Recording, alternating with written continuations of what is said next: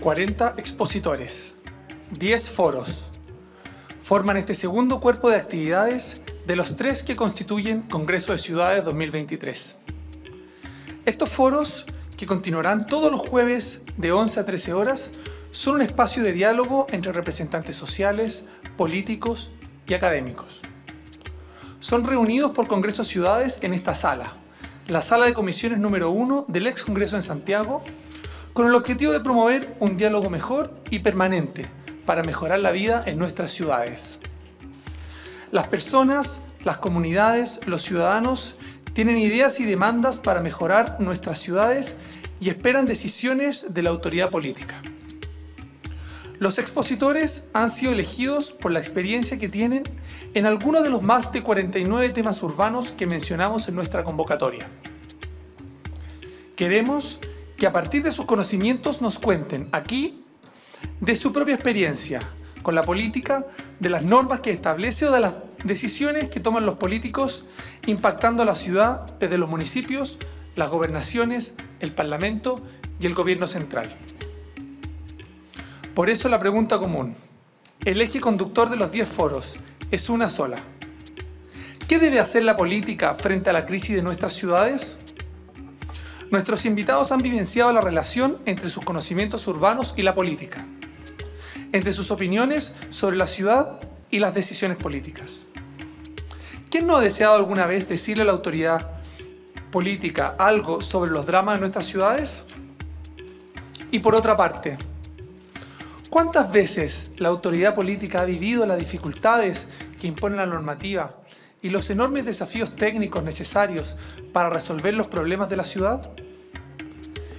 Esto inspira Congreso de Ciudades y a esto convocamos en colaboración con el Banco de Desarrollo de América Latina y del Caribe, CAF, con el compromiso del Senado de la República y ejecutado por Polística. Vamos a ofrecer la palabra en una primera ronda de 10 minutos a cada expositor. En el tiempo restante se le ofrecerá nuevamente la palabra a los expositores para que puedan referirse a la participación del público invitado que está conectado por Zoom y también a dialogar entre los 4. Le ofrezco la palabra al arquitecto don Alejandro Aravena, Premio Pritzker 2016 y director de Elemental.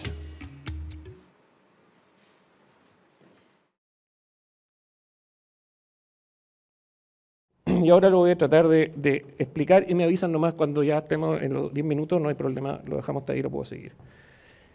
El déficit de vivienda, hay acuerdos que son del orden de 650.000 y si tomamos una densidad media como de 100 habitantes por hectárea, incluso siendo conservador y benevolente con Santiago, vamos a necesitar 26.000 hectáreas. El tema del número no es solo el número difícil, sino es dónde vamos a poner esas 26.000 viviendas. Este es el tamaño de Talca. De ahí que preguntarse por ese tamaño de ciudad. ¿Lo podríamos hacer con esta inversión del paradigma que en vez de esperar a que seamos desarrollados y seamos ricos como país y solo entonces hagamos esa buena ciudad, que en la medida que resolvamos bien ese déficit de vivienda y por lo tanto por medio de la buena ciudad, entonces nosotros el desarrollo es una causa y no un efecto de la construcción de la buena ciudad? Entonces, esto es básicamente lo que propone UN Habitat 3. Que las buenas ciudades, en vez de ser una consecuencia del desarrollo, pueden ser la causa en la medida que ocurren 3 cosas. El Estado de Derecho, un financiamiento transversal y un buen diseño. Estoy recogiendo lo de los Quito Papers, que creo que lo resumen bastante bien. Y por buen diseño, dado que soy arquitecto, voy a tratar de llevar la discusión a ese campo, hay 3 cosas. Que la relación entre el espacio público y el espacio privado en la ciudad se acerque lo más posible al 1 a 1. En ciudades informales, en asentamientos informales, esta proporción cae a menos de 1 a 10. Hay 10 metros cuadrados privados por cada metro cuadrado de espacio público. En una ciudad que genera calidad de vida, esa proporción se acerca al 1 a 1. Segundo, que entre lo público y lo privado habría que introducir lo colectivo. Nuestro tejido de ciudades es binario, solo tiene lo público, que es de todos, ya que muchas veces no es de nadie, o lo privado, y entre ambos hay una unidad territorial intermedia que es lo colectivo.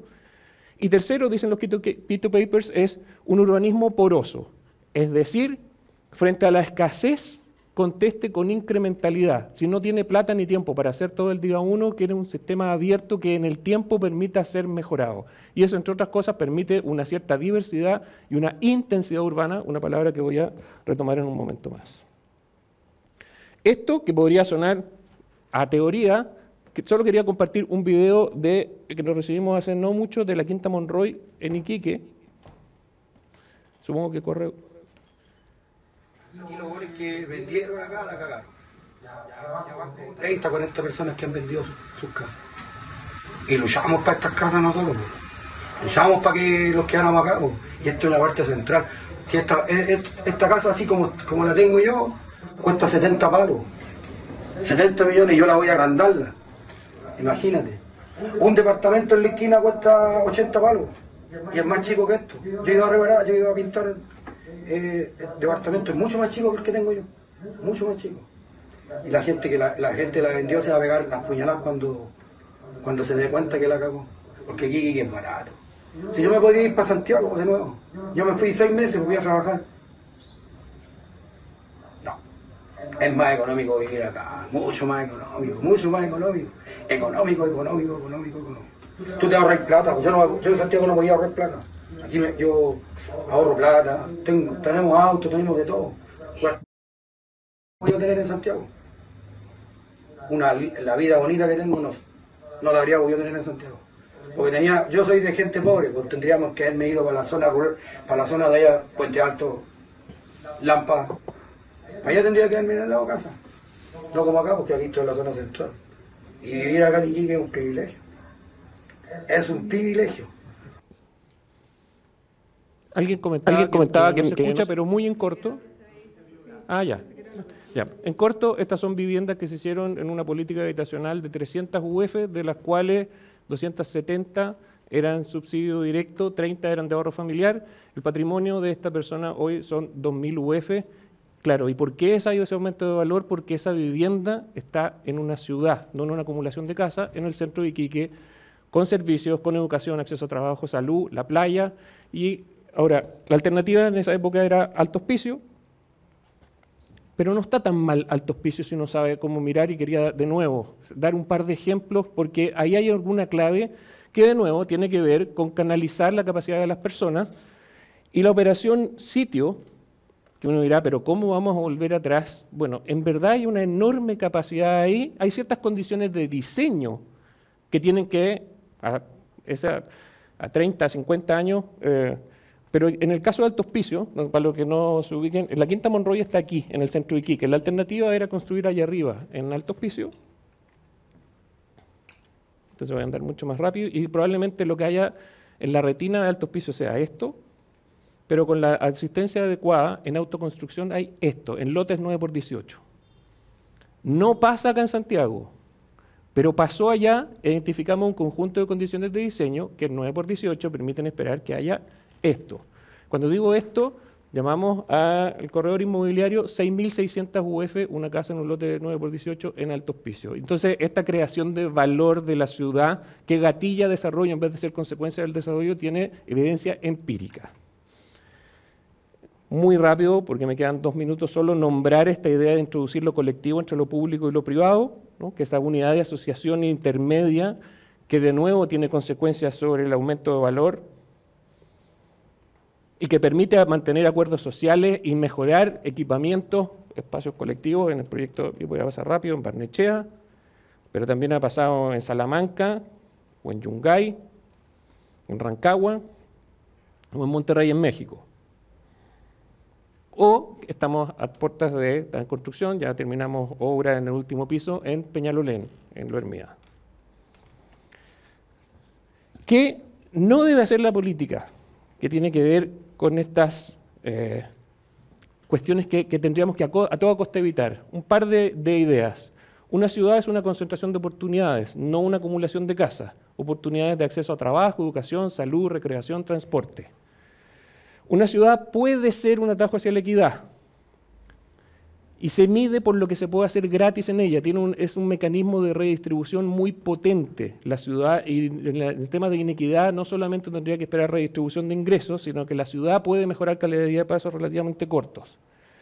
Y por último, la ciudad históricamente ha sido un lugar civilizatorio, desde acceso a servicios básicos a masa crítica, acceso al conocimiento, etc. Pero dado que no lo hemos hecho así, ninguna de estas tres condiciones en el último tiempo, y tiene que ver con los programas de erradicación, ¿no?, donde la ciudad se entendía solo como acumulación de casas, y está una tristemente célebre imagen que ocupó en esa época el presidente respecto del estallido, hablando del oasis, y está quienes viven en esa situación de insertos en la red de oportunidades de la ciudad, quienes están afuera y todos los días se tienen que desplazar y gastan tiempo, lo hacen mal, contaminamos, y era que no se generara rabia y resentimiento en esta ineficiencia de ir desde donde no hay oportunidades hacia donde hay. Pero lo más preocupante en verdad está aquí. Son los que ni siquiera van a ese oasis y tuvieron que desarrollar una vida de sobrevivencia en unas periferias carentes de servicios, con otros códigos, y en general la sociedad le dice, bueno, son los desadaptados. En realidad uno debería preguntarse si están sobreadaptados a un mundo que tiene en verdad otros códigos que es muy complejo, porque no es solamente la falta de valores, sino que se sustituyen unos por otros. Expectativa de vida extremadamente baja, estoy hablando de narcos, estoy hablando de delincuencia, estoy hablando de la ley de la fuerza bruta, no del Estado de Derecho. Y esto es una cuestión tremendamente compleja en el desafío que tenemos de ciudades. Y solo para cerrar, ¿qué hacer entonces? Un ejemplo muy concreto a propósito de qué es lo que puede hacer la política. Había los tiempos que estamos demorando para resolver el problema de la vivienda, promedio 10 años, y había una llave, como probablemente habrá muchas, nosotros tratamos de identificar y vimos una, que es en la medida, una cuestión un poco técnica si se quiere, que es el artículo 21 que discutimos el año pasado en la Comisión de Vivienda del Senado, que permita empezar las construcciones y no tener que esperar a que esté urbanizados los sitios. No son consecutivos, sino que puedan ocurrir en paralelo. Bueno, eso podría ahorrarnos muchísimo tiempo y hay una cuestión muy concreta. Pero me gustaría solo terminar con un par de ideas más generales. Una idea podría ser que, así como al déficit le pusimos número, sabemos 650.000, por lo tanto hay una meta, todas las cosas que podemos medir generan unos incentivos que nos permitirían, en principio, abordar mejor, y no tenemos un indicador que nos hable del déficit de ciudad. Sabemos exactamente cuál es el déficit de vivienda, pero no el déficit de ciudad. Indicadores como de magnitud, como un terremoto, nos hacen estar perfectamente bien, como la sociedad chilena enfrente bien los sismos. ¿No tendríamos que poder crear un indicador de ciudad en simple, del 1 al 10, que midiera intensidad urbana? Porque intensidad urbana finalmente lo que mide es el acceso a esas oportunidades que las ciudades debieran concentrar y poder medir si esas 650.000 unidades de vivienda las vamos a estar entregando con qué indicador de ciudad, en nivel 1 o en nivel 10. Y por difícil y crudo que sea, creo que es mejor saberlo, a tenerlo invisibilizado y después simplemente pagar las consecuencias un par de décadas después. Y por último, ¿qué hacer? Bueno, de nuevo, volver a esta idea de que la construcción de una buena ciudad nos va a llevar al desarrollo y no echarle la culpa de que, bueno, como no tenemos los recursos, no tenemos el tiempo, entonces no vamos a poder aspirar a eso. Y probablemente, y con eso cierro, volviendo a la idea de agregar un actor a la política, a la academia, a la sociedad civil, creo que no estaría de más agregar a la industria, porque tiene ventajas y tiene desventajas. De nuevo, creo que todos tenemos que replantearnos nuestro rol y si lo estamos haciendo bien o no, pero la industria, si bien es un motor tremendamente poderoso, es el único que las razones por las cuales construye ciudad probablemente no está guiada por lo mismo lo que estamos acá, y ese actor no podría estar afuera de la mesa, es parte de lo que tenemos que incluir como energía a canalizar. Eso es. Muchas gracias.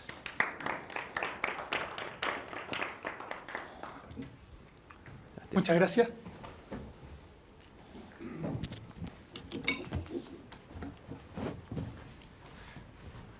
Muchas gracias.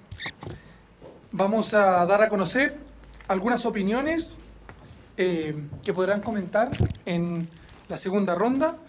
Las mencionaremos, si quieren tomar nota, y después de las 4 exposiciones, entonces las comentamos. Patricio. Muchas gracias. Cuando llegue una lista, al final vamos a mencionar algunos invitados especiales que se encuentran acá y por supuesto a la honorable senadora Jimena Rincón, coordinadora general del Congreso de Ciudades con el Senado. Quiero informarles que de las personas que están solicitándonos que le enviemos las presentaciones. Y así lo vamos a hacer. No puedo dejar de destacar, para que estén ustedes informados, que están con nosotros conversando y participando el Comité de Personas Cuidadoras de Maipú, Nehuen, el ingeniero Juan de Dios Ortúzar, conocido, Ana Sugraines, Leslie Farfán de la Pintana Solidaria, la Corporación Social de Campamentos América Unida, Margarita Green, María José Salfate, estoy mencionando algunos, Jonás Figueroa y Jorge Cisterna de Defendamos la Ciudad, la expresidenta del Colegio de Arquitectos Javier Llevaza, la actual presidenta Beatriz Buchicardi, Daniela Bocardo de Peñalolén, conocida arquitectos, Pablo Alar, decano de la Universidad del Desarrollo, y algunas personas que fueron seleccionadas, invitadas presenciales también, que están acompañando, los que serán mencionados al final de la presentación. Y a medida que vayan llegando las observaciones, comentarios y preguntas, se las vamos a hacer llegar a los participantes.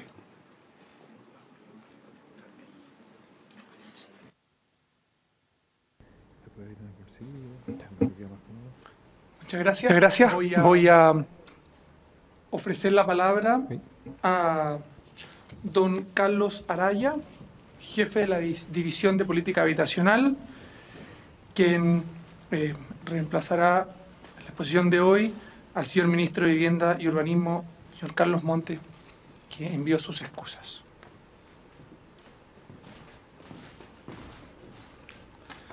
Bueno, muchas gracias. Buenos días a todos y todas. Reiterar la excusa del ministro y también la excusa de quien le habría correspondido, a lo mejor al jefe de la División de Desarrollo Urbano, Vicente Burgo, por la temática, ¿cierto?, pero que se encontraba en Puerto Montt. Así que soy el tercero en la fila aquí. Soy jefe de la División de Política Habitacional. Y ante la pregunta y lo que se nos convoca, en un material que me envían anoche, ¿cierto? Y empiezo a pensar ahí qué es lo que puedo decir en un congreso de ciudades sin teñirme de vivendista, ¿no? Puedo cargarme mucho a los vivendistas en mi discusión. Pensaba un poco cuáles habían sido las cuestiones que nos llevaron a levantar en 3 meses, una vez asumido el gobierno, el plan de emergencia, y dentro de sus pilares, y desde lo que la política puede aportar, cómo nos ha costado relevar o poner sobre la mesa que el rol del Estado es esencial en lo que podríamos denominar, y a lo mejor no es el concepto, pero podríamos denominar crisis del acceso a la vivienda y de las ciudades. Nosotros nos encontramos con un Estado que ha tenido un rol eminentemente secundario en el proceso de producción de viviendas a ciudades, por lo menos en los últimos 40, 50 años, y al tener el mandato de generar un plan de emergencia habitacional surgido del consenso en el que la política arribó, ¿cierto?, en la promulgación de la Ley de Integración Social, nos poníamos también en un plano distinto. Para planificar y generar un plan con metas, con un plazo definido del 2022 al 2025, el Estado tenía que tener otro rol. Y ese rol, por cierto, lo debía posicionar en un concepto que el ministro lo planteó en algún momento, ¿cierto? Y es que el Estado vuelva a comportarse como Estado. Yo creo que ese es un concepto fundamental en relación a lo que tiene que debatir la política en relación a lo que es la ciudad y a la crisis de acceso a oportunidades y acceso a vivienda adecuada y asequible. El pilar esencial del plan de emergencia, más allá de lo que finalmente se difunde, ¿cierto?, que es entregar una cierta cantidad de vivienda o entregar también herramientas para poder enfrentar de distinta manera los déficits de acceso al suelo, a la vivienda, sino que es principalmente cómo hacemos que una tremenda máquina que se llama Estado en el sector de vivienda y urbanismo, expresada a través del Ministerio, los servicios, las regiones, las Ceremis, ¿cierto?, pudiesen alinearse en una forma distinta de enfrentar una meta y una tarea nacional y política tan delicada y relevante como esta. Es muy complejo. Los funcionarios y funcionarias del Ministerio de Vivienda, que sumamos 6.500 a lo largo de todo el país, estamos acostumbrados a funcionar de otra manera, a regular, a formar parte de un proceso más bien burocrático, de principalmente mirar cómo ocurren las cosas. No tenemos o no teníamos un rol esencial de tomar la iniciativa en definir, planificar y establecer una ruta de cómo íbamos a llegar región a región en la meta que distribuimos en función de las necesidades habitacionales a nivel país. Y por otro lado, tampoco teníamos herramientas claras sobre cómo el Estado hace gestión de suelo y de planificación para poder abordar una meta. La gestión del suelo, hasta antes de lo que se plantea en el plan de emergencia habitacional, principalmente tenía relación con cómo se planifica la ciudad, cómo se resuelven tensiones particulares y políticas respecto a las reivindicaciones que hacen los pobladores sobre barreras de acceso en la compra del suelo, en la definición de modificaciones normativas, pero no planificadamente. Y uno de los primeros pilares que instala el plan de emergencia, ¿cierto?, es que se requiere una gestión fuerte del suelo donde se plantea como pilar esencial que el suelo público tiene que ser destinado a la política habitacional y urbana. En ese sentido, una cuestión trascendental que planteamos también como un desafío es que los suelos públicos tenían que destinarse al Ministerio de Vivienda. Gestionamos durante este primer año 2.000 hectáreas de terreno, donde principalmente 2/3 de ellas tienen que ver con la disposición de las Fuerzas Armadas en entregar terreno. 1.300 hectáreas de esas pertenecen a las Fuerzas Armadas. Por lo tanto, lo que planteamos como primera meta, ¿cierto?, era que es esencial construir un modelo, construir también una orgánica al interior de la organización respecto a cómo gestionar el suelo y no que sea simplemente una respuesta cuando nos presionan, cuando hay un conflicto político puntual relevante. Y por otro lado, también tiene que ver con la planificación de esos territorios. La Ley de Integración nos entrega una serie de herramientas que incentivan que desde la planificación y las normas se aborde también decididamente el déficit. La propia ley dice que desde la planificación, a través de incentivos y la generación de vivienda de interés público, se aborde el déficit habitacional, que hasta ahora estábamos acostumbrados a abordarlo simplemente a través de programas que entregaban un bono, un beneficio, o le ponían plata en el bolsillo a las personas para acceder en el mercado de la vivienda. Y en ese sentido es muy relevante que el rol central del Estado como articulador de todas esas herramientas y ejes de acción, la gestión del suelo, la planificación y la disposición de recursos para poder avanzar en la producción de vivienda, funcionen orquestadamente. Esa es una tarea mayor. Transformar al Estado, al Ministerio, a los servicios y también como brazo extensivo el gobierno local, los gobiernos regionales, los municipios, en una red pública que junto a los privados favorezca el acceso a la vivienda de la ciudad, es una tarea mayor. Es un proceso de transición. Probablemente este sea el primer plan habitacional, quizás ya no de emergencia, sino que el primer plan habitacional de esta época, donde logremos ir avanzando en articular, por cierto, la acción y las facultades con que contamos. También tenemos una serie de glosas que se han ido construyendo en la ley de presupuesto y que reflejan también un modo de hacer del tipo, por decirlo de alguna manera, bomberil, ¿sí?, apagando incendios. Hemos ido apagando incendios, creando facultades. Y no nos hemos dado cuenta que desde lo político tenemos sobre la mesa las bases o los elementos esenciales quizás para avanzar y pensar en una ley de acceso a la vivienda y a la ciudad. Tenemos ahí los insumos. Y yo creo que ese es un desafío también muy relevante en este periodo para contribuir al debate en cómo articulamos todas las herramientas que hemos ido por parte introduciendo en la política en un sistema general que nos permita ponernos de acuerdo y que pongan en el centro el debate también respecto a que los problemas urbanos y habitacionales reflejan ciertas debilidades de acceso a los derechos y a los derechos fundamentales, como lo es la vivienda y la ciudad, pero a través de un sistema en el que nos pongamos todos de acuerdo. Alejandro decía que efectivamente el problema de la vivienda genera consenso, y esos consensos estuvieron expresados en la formulación de la Ley de Integración Social.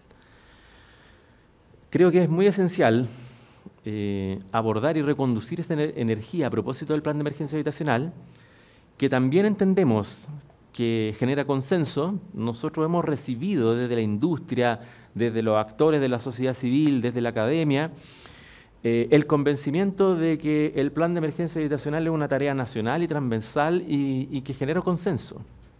Creemos que es muy relevante poder avanzar a que los problemas de la vivienda y la ciudad no solamente se aborden desde la emergencia, que por cierto es relevante y hay que abordarlos con sentido de urgencia, sino que podamos avanzar en que ojalá dejemos sentadas las bases para un sistema que aborde permanentemente con un enfoque de derechos, ¿cierto?, y de construcción de justicia espacial, la forma en que el Estado, independiente de los gobiernos o de los signos, ¿cierto?, de las administraciones que vengan, como un sistema de garantías, construir la ciudad, construir la vivienda con adecuados estándares no solo en lo físico, sino en la localización, sino que también considerando que sea un vehículo para avanzar, obviamente, al desarrollo, como lo plantea también Alejandro en su posición.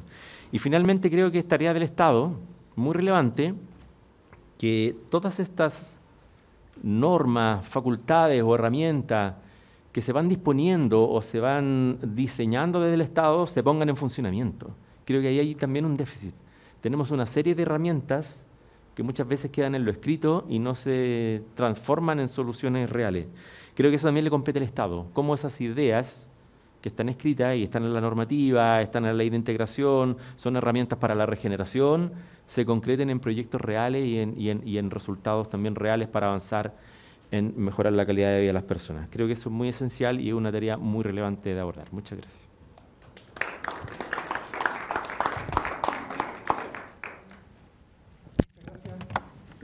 Muchas gracias, Carlos. Vamos a proceder a comentarles algunos comentarios y preguntas que llegaron de la audiencia que está conectada por Zoom. Por favor, Patricio. Jonás Figueroa dice, Alejandro Aravena, directamente a Alejandro Aravena, ¿qué hacemos con la ciudad que tenemos? Y el Comité de Cuidadoras de Maipú hace un comentario más completo que el que yo voy a señalar, habla de la necesidad de la mirada inclusiva en la construcción de la ciudad. En particular se refiere a los niños con discapacidad. Y aparece en el nombre que se identifica Alan Castro Ucamau Femán. Sin embargo, al empezar la pregunta se identifica como Carlos Araya. La pregunta que dice es que habla sobre la necesidad del concepto de banco de suelo como una herramienta clave y pide y pregunta cómo se puede asegurar que la gestión y adquisición de suelo a través del banco de suelo sea en función de planificación de largo plazo y no solo en respuesta inmediata a las necesidades habitacionales. La pregunta va dirigida a Carlos Araya. ¿Sí? Va dirigida a Carlos Araya la pregunta. Ya. ¿Y qué políticas, mecanismos, colaboraciones considera necesarias para el banco de suelo que se convierta en un instrumento eficaz que permita construir una ciudad democrática a largo plazo? Y hace además énfasis sobre una experiencia del barrio Maestranza, en Estación Central, sobre la participación activa de colaboración de habitantes, constructores, planificadores. Pero Tania López hinca el pie de manera particular con una frase muy breve, dice, demasiado burocrático el proceso para postular, que es una lentitud de la que se queda. Hernán Bizama le gustaría un poco más de desarrollo en la exposición, sobre todo de Alejandro Aravena, sobre la relación industria con la política y la vinculación de mercado con solución de vivienda. Voy a leer hasta ahí por ahora. Muchas gracias a todos. Doy la palabra a don Sebastián Bowen, director ejecutivo de la Fundación Déficit Cero. Por favor, adelante. Es corporación en todo caso, pero da lo mismo igual. Bien, ¿cómo voy pasando la presentación? Claro, estuve guiando un ojo. Ahí, gracias. Bueno, en primer lugar, muchas gracias por la invitación al Congreso de Ciudades, también a las autoridades presentes, alcaldesa, senadora, y bueno, a todos los que están escuchando también digitalmente o acá presentes en la sala. El objetivo de esta presentación tiene básicamente una idea respecto de la misma pregunta que nos convoca, y es plantear y entroncar también con lo que mencionaba Alejandro en la presentación anterior respecto de si bien estamos viviendo una crisis habitacional, también desde Déficit Cero y la convocatoria que estamos buscando es cómo no desaprovechar lo que significa desde el punto de vista de una oportunidad para el desarrollo, enfrentar justamente esa crisis. Hay países que efectivamente lo que han hecho es impulsar su desarrollo sostenible a partir del desarrollo de las propias ciudades. En nuestro mismo país, de hecho, frente a cada catástrofe, viene luego después un proceso de reconstrucción que es una tremenda oportunidad también para el desarrollo, no solamente habitacional, sino que productivo y también desde el punto de vista urbano. Por lo tanto, tenemos experiencias internacionales, nacionales, ¿por qué no aplicarla para este caso? La idea es poder fundamentar eso. Ustedes ya conocen este gráfico, es básicamente la población de familias viviendo en situación de campamento, es un gráfico construido en base a los catastros que MIMBU ha realizado y también Techo Chile ha realizado desde el año 96 en adelante, donde se puede ver la curva, ¿cierto? Y cómo se ha visto un aumento explosivo, o sea, un aumento sostenido en los campamentos del 2011 en adelante, probablemente cuando se separan, ¿cierto?, las líneas del precio de la vivienda con justamente el salario de los chilenos, y luego un crecimiento explosivo básicamente del año 2019 en adelante, post-estallido, post-pandemia. Pero sabemos que eso no es la enfermedad, sabemos que eso es un síntoma. Hay múltiples fenómenos detrás de estos datos, pero hay uno que es claro, que finalmente la enfermedad, y este es un síntoma de una enfermedad más profunda, que es el acceso a la vivienda en Chile, que está cada vez más difícil. Frente a eso, por lo tanto, si esto lo tomamos como una punta de un iceberg, la pregunta es qué es lo que está acá debajo de este iceberg. Y ahí es cuando nos damos cuenta de otros fenómenos de exclusión habitacional, como el allegamiento, el hacinamiento, el arrendo informal, entre otras expresiones. Frente a eso, de Déficit Cero y en base a datos de CACEN fundamentalmente, Registro Social de Hogares y también de los catastros de campamentos que ha realizado Techo Chile, fuimos estructurando una medición del déficit habitacional. Esto en base a una metodología que se trabajó junto al Centro de Políticas Públicas de la Universidad Católica, tomando en consideración varias recomendaciones que habían venido incluso del mismo ministerio, desde organismos más técnicos, académicos, entre otros. Finalmente, lo que ustedes pueden ver es que en base a los datos de 2017, el déficit habitacional era aproximadamente 658.000 hogares. Esto fue cambiando un poco a 662.000 y finalmente en base a los datos de la CACEN 2022 y el último catastro de Techo Chile y en los datos del Registro Social de Hogares, vemos que son cerca de 670.000 hogares. Es decir, nos mantenemos en los últimos 6 años en torno a las cifras que el mismo Alejandro mencionaba, ¿cierto? Entre 650 y 700.000 hogares que se encuentran sin acceso a la vivienda. Vale decir, hogares viviendo en asentamientos informales, en situación de calle, allegamiento, en condición de hacinamiento o en vivienda irrecuperable. Sin embargo, hay un elemento sumamente relevante, bueno, esto más o menos representa el 10% de los hogares en Chile. Un elemento bien relevante que nos hemos ido dando cuenta con el trabajo que hemos hecho en Déficit Cero, y es que básicamente el déficit habitacional, sus principales determinantes se dan por la relación entre la oferta de vivienda social y la demanda social por vivienda.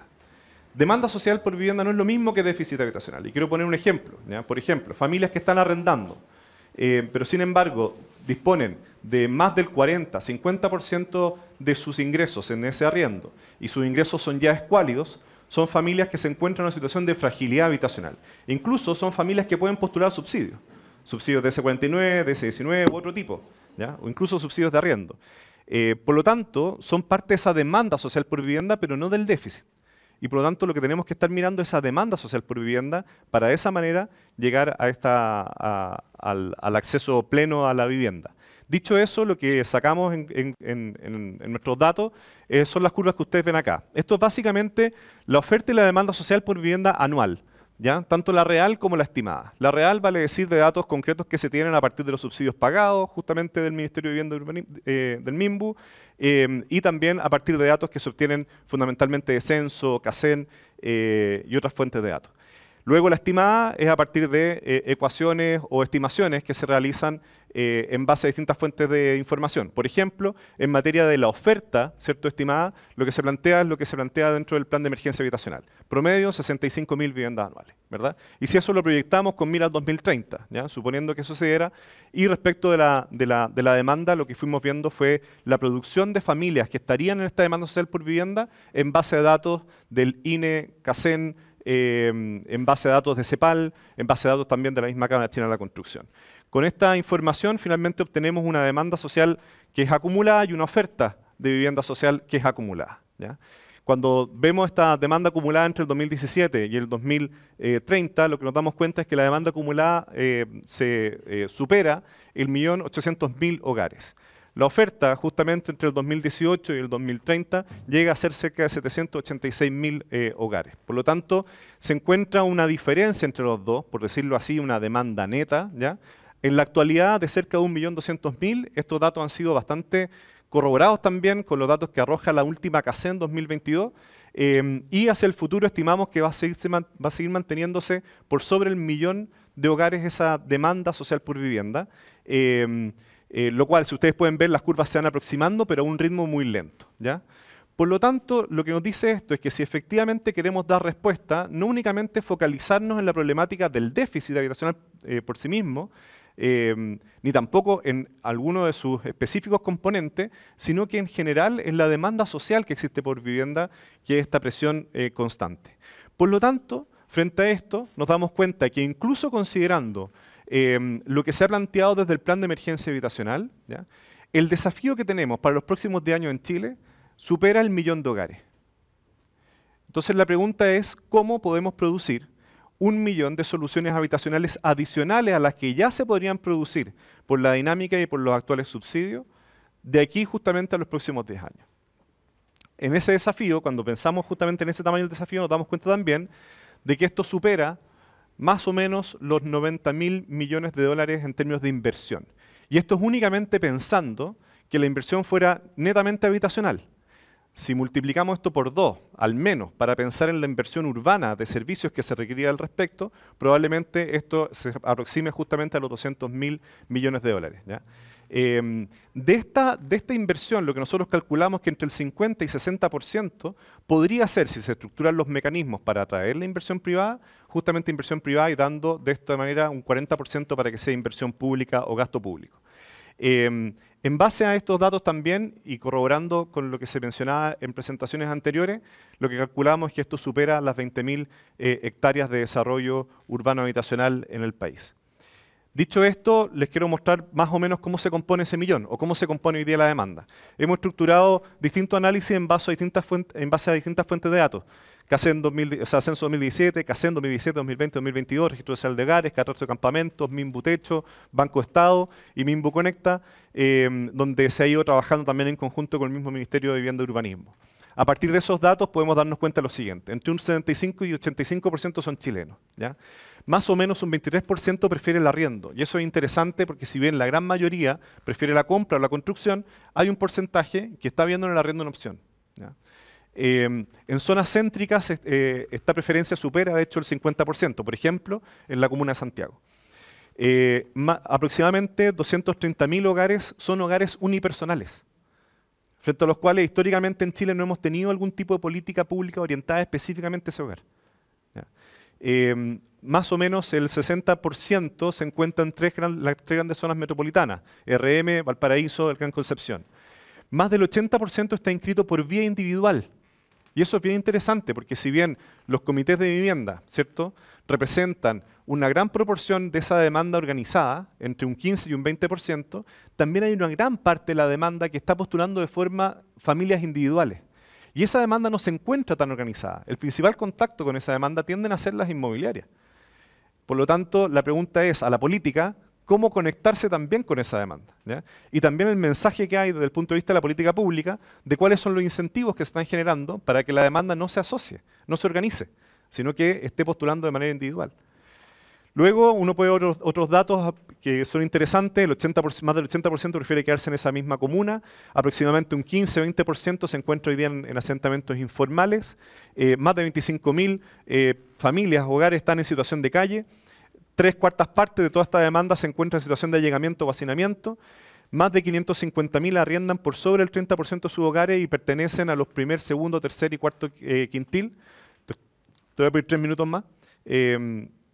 Y frente a esto, básicamente sacamos ciertos perfiles que son interesantes, perfiles que buscan una compra individual, perfiles que están en los comités de vivienda, perfiles que prefieren el arriendo, sectores medios que necesitan algún tipo de ayuda económica, hogares unipersonales, campamentos, adultos mayores, inmigrantes. Esos son perfiles mayoritarios que no están necesariamente teniendo una oferta adecuada, ya sea en calidad, en cualidad o en cantidad, respecto a sus necesidades.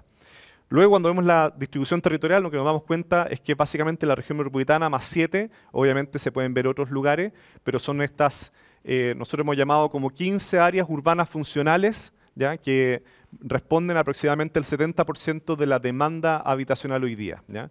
Por lo tanto, si uno se pregunta por dónde comenzar, es comenzar por estos respectivos lugares. Y frente a esto, hemos diseñado un mapa de propuestas que está anclado en 3 pilares. Que es como si uno pensara, a mí me gusta pensarlo esto como si fuera un auto, ¿ya? O si fuera una bicicleta o cualquier, en el fondo, impulso. Primero necesitamos el impulso, la energía, ¿ya? Y esa energía básicamente es poder impulsar esta oferta para que empalme con esta demanda. Si asumimos que la demanda ha crecido, por lo tanto la oferta también debe crecer.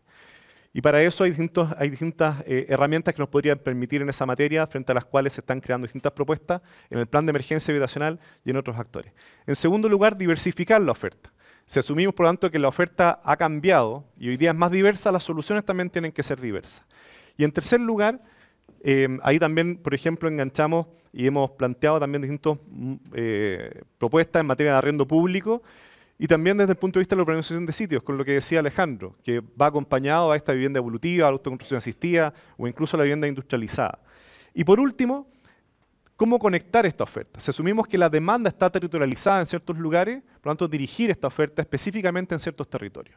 Y para eso, el planteamiento de escoger ciertas áreas urbanas, ciertas ciudades donde hacer justamente planes de acción local. Me quiero concentrar en esta última porque me parece que es la más sintética de todas las anteriores. Y frente a esto, lo que hemos hecho es identificar todas estas áreas urbanas funcionales. Hemos trabajado en conjunto con una red de municipios por el acceso a la vivienda de la ciudad. Aprovecho justamente de saludar a la presidenta de la Asociación Chilena de Municipalidades, que han sido nuestros socios en esta convocatoria de distintas redes de municipios para poder trabajar en planes de acción local. Y les quiero mostrar un caso en particular, el plan de acción local que hemos hecho en el Pericentro Norte. El déficit habitacional son cerca de 36.000 hogares ahí. La demanda es cerca de 52.000 y básicamente lo que hemos hecho es levantar el déficit habitacional en ese lugar, luego complementarlo con el acceso a bienes públicos urbanos justamente en este lugar. A partir de eso se identifican también ciertas oportunidades que sería, por decirlo así, el potencial habitacional en conforme a sus respectivos planes reguladores comunales de estas 6 comunas. Posterior a ello se identifican las distintas zonas que presentan ciertas oportunidades en base a su potencial habitacional y en base a su acceso a servicios urbanos. Y luego se cruza esto con el suelo, con las oportunidades que hay en materia de suelo. Ustedes pueden darse cuenta acá que en el Pericentro Norte, la zona de Renca, donde hemos trabajado bien de la mano del alcalde Claudio Castro, es una zona que presenta muchas oportunidades de desarrollo urbano habitacional. Los principales sitios geriazos habitacionales se encuentran en esta zona para poder recibir justamente familias de todo el Pericentro Norte. También se encuentran loteos de 9x18, también se encuentran sitios residenciales que hoy día, o sea, no son residenciales más bien, sitios geriazos. Y también se encuentra toda esta zona que es justamente una zona de reconversión urbana. Vale decir, no solamente hay necesidades y demanda, sino que también hay oportunidades. Qué bueno porque me quedan solamente 2 diapositivas, son Juan Sebastián. Así que, y frente a esto, se estructura un conjunto de proyectos. Ustedes ven acá los proyectos que se han estado priorizando junto al municipio para poder responder a este fenómeno. Si uno se fija solamente en los 3 polígonos del centro, que son los sitios geriazos residenciales, estos sitios geriazos son aproximadamente 75 hectáreas que podrían dar eventualmente respuesta a 8.000, 8.500 familias dependiendo de la densidad. Y en total, Renca se podría producir un nivel de producción habitacional y urbana que dé respuesta a cerca de 30.000 hogares, lo cual es más o menos el 50% de la problemática del Pericentro Norte. Hoy día estamos trabajando fundamentalmente con la zona del Pericentro Norte, con la zona sur de la región metropolitana y con la zona de Iquique Alto Hospicio en conjunto con Corporación Ciudad en estos planes de ciudad, estos planes de acción local, y la idea es seguir trabajando, ojalá, junto a distintas alianzas públicas, privadas, sociales en esto. Para terminar, solamente 3 reflexiones. ¿Qué debe hacer la política frente a esta crisis? Y en primer lugar, enamorarse de superar el problema y no de las soluciones, ¿ya? La demanda sabemos que es distinta, por lo tanto, enamorémonos justamente de la demanda. ¿Cómo es esa demanda? Y busquemos soluciones para cada una de esas partes de la demanda. En segundo lugar, no existe la bala de plata a una demanda diversa, soluciones diversas. En tercer lugar, planificar y proyectar las ciudades en vez de hacer competir a la demanda. A veces esto no se dice tanto, pero justamente hoy día el modelo está construido para que la demanda compita entre sí. Incluso los comités de vivienda compiten por un pedazo de suelo. Son escasos los municipios que logran organizar esa competencia, pero en general es una competencia entre comités, entre demandas. Entonces, ¿cuál es la solución a ello? La planificación. La planificación y la proyección del territorio en su conjunto, con sus oportunidades y con su demanda. El tamaño del desafío exige mucho. Si hablamos de 90.000 millones de dólares, si hablamos de 180.000 millones de dólares, estamos hablando del 5 o 8% del PIB anual por los próximos 8 o 10 años. Frente a ese escenario, no queda otra que el trabajo público, privado y social. Y por último, entender que la vivienda puede ser una palanca para el desarrollo sostenible del país, tanto por su impacto económico que puede tener, como por su impacto social. Sabemos el impacto que tiene en la educación, en la salud, también como su impacto medioambiental. Preguntémonos por la emisión justamente de la huella de carbono en buenas viviendas versus en malas viviendas. Y frente a esto, el mensaje final es que Chile hoy día necesita un propósito común. Bueno, ¿por qué no preguntarnos si la vivienda, los barrios y las ciudades pueden serlo? Y creemos que ese es el propósito justamente del Congreso de Ciudades. Gracias.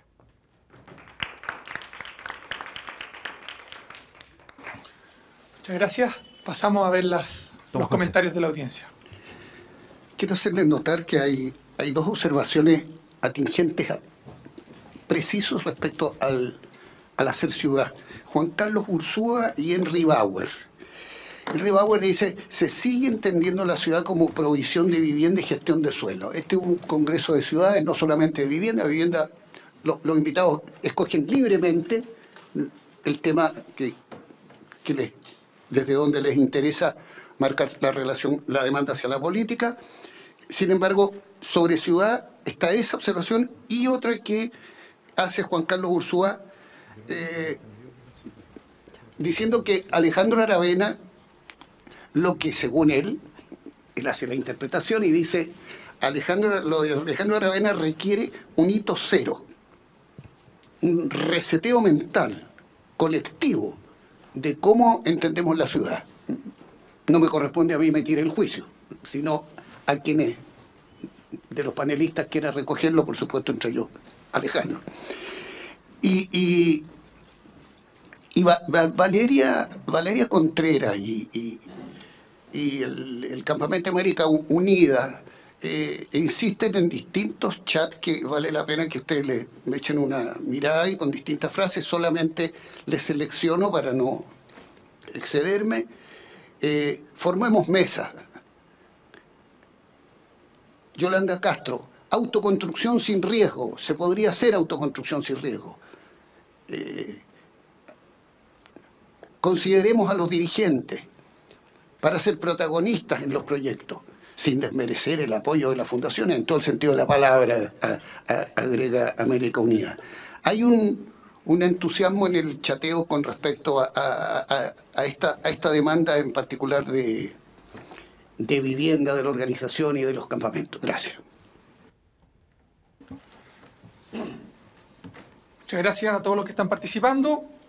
Doy la palabra entonces a nuestra última expositora, doña Carolina Leitao, alcaldesa de Peñalolén y presidenta de la Asociación Chilena de Municipalidades. Por favor, adelante. Hola, muy buenos días. Agradecer, por supuesto, la invitación a Congreso de Ciudades, saludar a la senadora Jimena Rincón, y a todos quienes hoy día nos acompañan, tanto en el Zoom como también presencialmente, y tratando de hacerme cargo un poco de las preguntas, pero también en el caso mío venía vinculado a la experiencia, obviamente que desde Peñalolén estamos desarrollando en materia de vivienda, es que tenemos, no quiero ponerme, no sé si hay por la cámara para no cruzarme, la verdad es que quiero comentar un poco cómo hemos gestionado el tema de vivienda en Peñalolén para luego terminar con algunos desafíos y más bien aprendizajes que creo yo que van en la línea también de las preguntas que ustedes nos hicieron.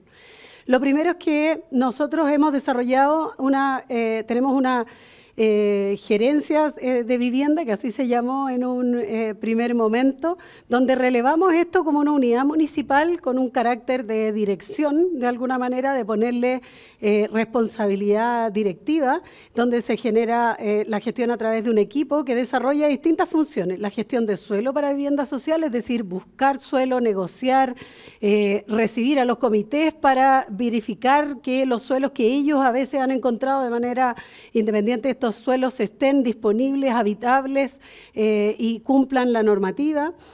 La gestión de la demanda comunal en general, la construcción de viviendas nuevas, porque tenemos y somos entidad patrocinante también, y el mejoramiento de condominios sociales y de vivienda económica.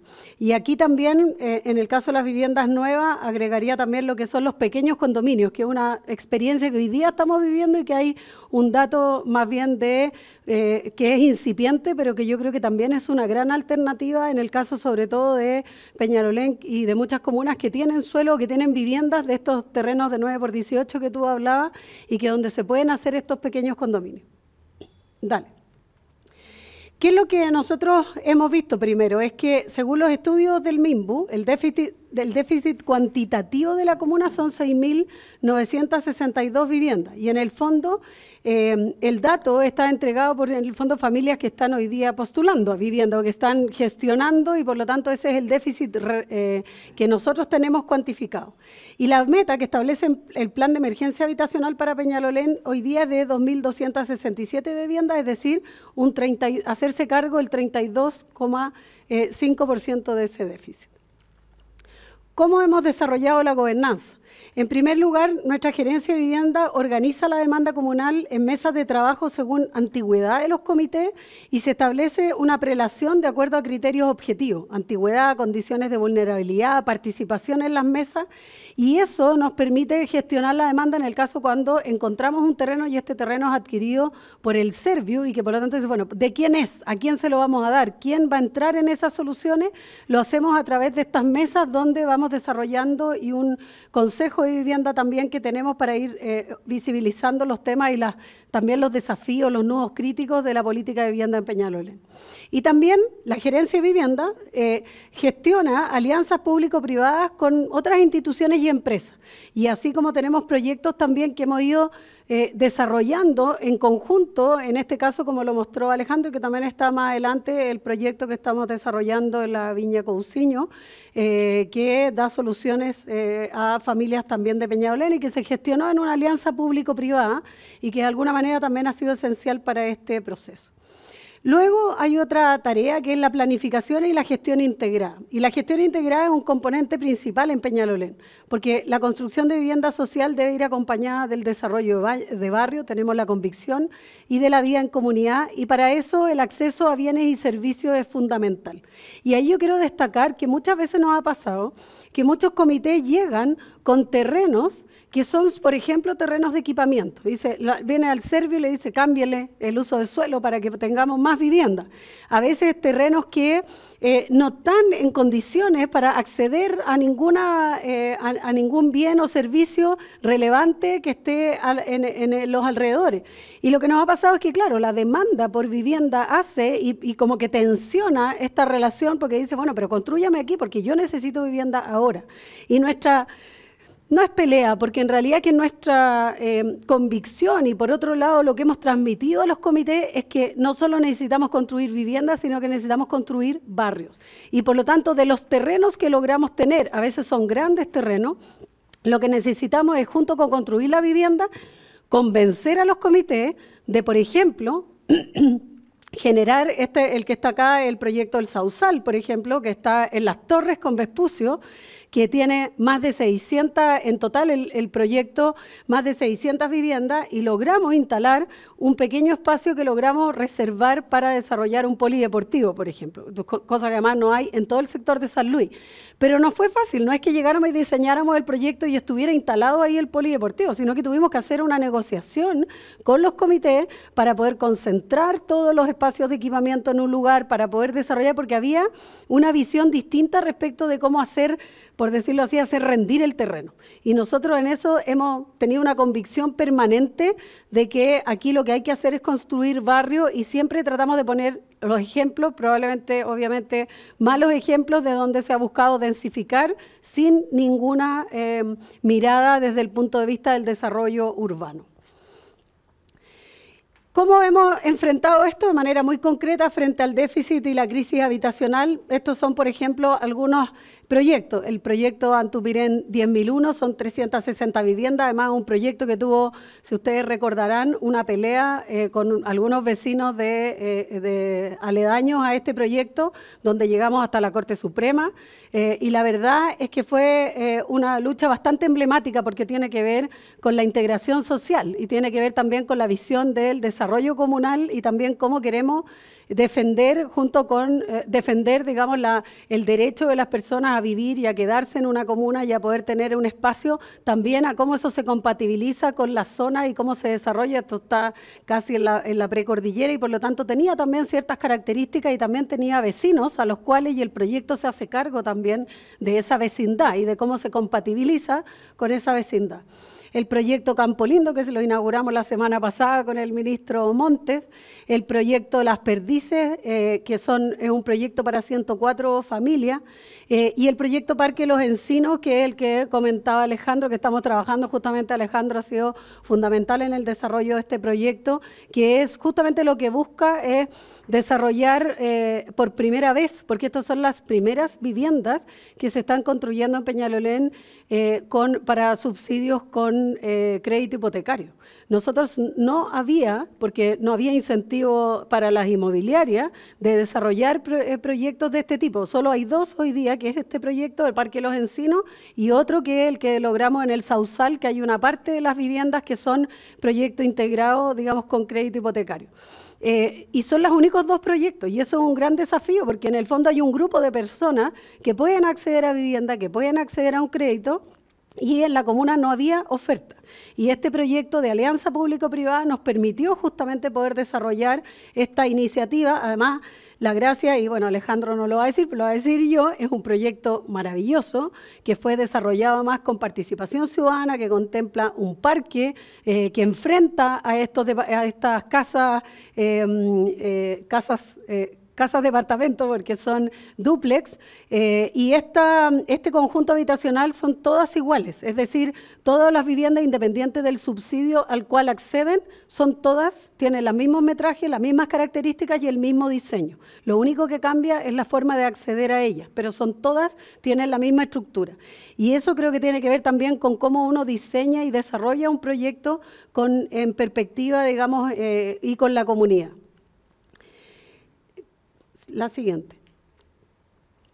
También, y es muy importante aquí, el tema de la equidad urbana, y a propósito también de cómo desarrollamos proyectos de inversión en sectores vulnerables de la comuna y hacemos propuestas para la generación urbana. Y yo creo que aquí hay un montón de cosas que tienen que ver finalmente con tareas que van aparejadas con el trabajo de vivienda. Y cuando hablamos, por ejemplo, de los temas de los paraderos de buses, la calidad de esos paraderos, de cómo la gente accede a los paraderos de buses, cuando hablamos de las cámaras de televigilancia, están en toda la comuna, en todos los sectores, en todos los lugares, no están vinculadas a un sector o a una zona o a un tipo de vivienda, sino que las concentramos en todos los lugares donde queremos desarrollar iniciativas comunales y donde está cubierto todo el plano comunal.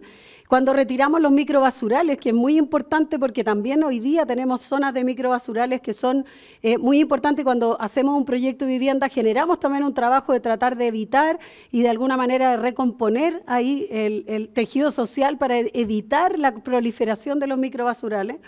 Y, por ejemplo, en el caso de pavimentos participativos, que es también otro tema que hoy día tiene a muchas familias y que con alta demanda, y que el tema de pavimentos es una prioridad, y que, bueno, ahí al Ministerio le hemos insistido mucho en la necesidad de que la regeneración urbana también tiene que ver con la calidad del espacio urbano. Y hoy día las comunas pobres son las que tienen la peor calidad del espacio urbano en todos sentidos. Y para qué decir pavimentos, que es lo más caro de construir, regenerar una plaza, todo es bastante más fácil.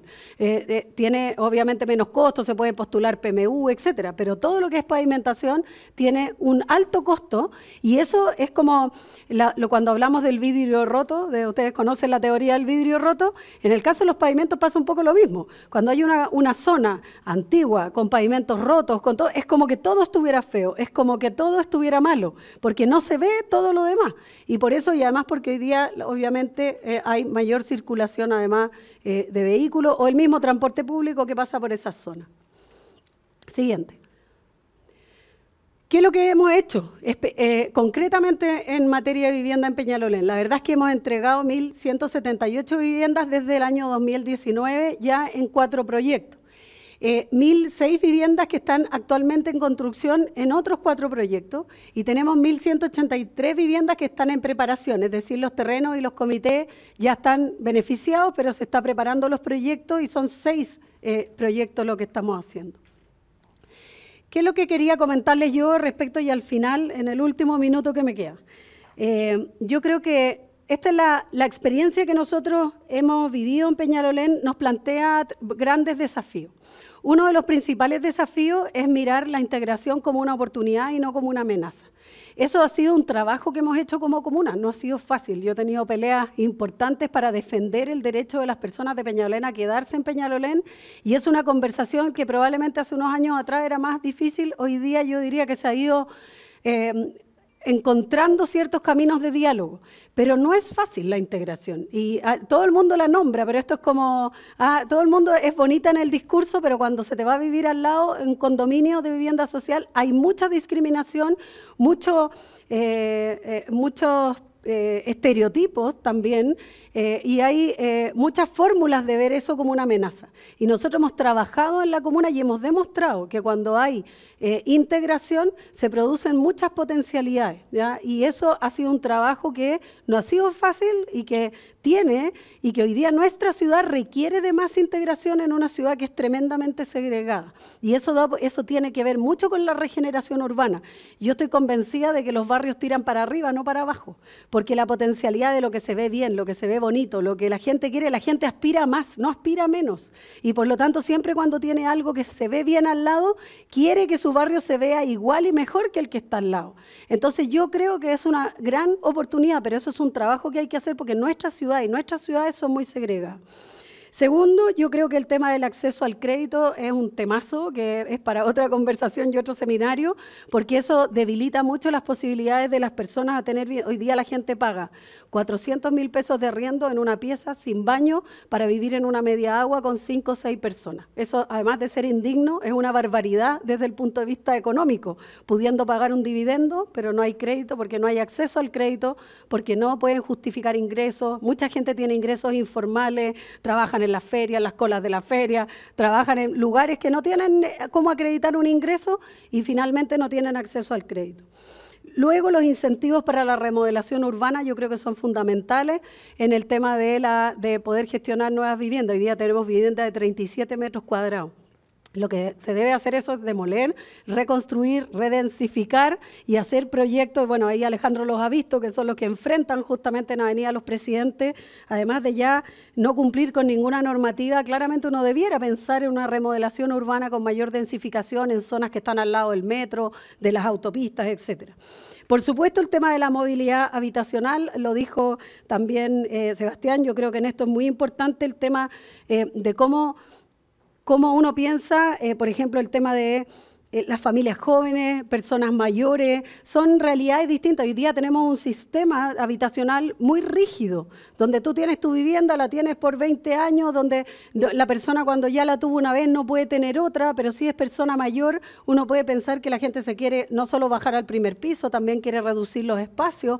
Entonces hay muchas cosas que la movilidad como decirlo así, no solo la movilidad social, hay gente que también progresa, le va bien, quiere otra, quiere una nueva oportunidad, y como que hoy día el sistema es demasiado rígido. Y lo último es que yo creo que en ese sentido hay los unipersonales que tú lo dijiste también.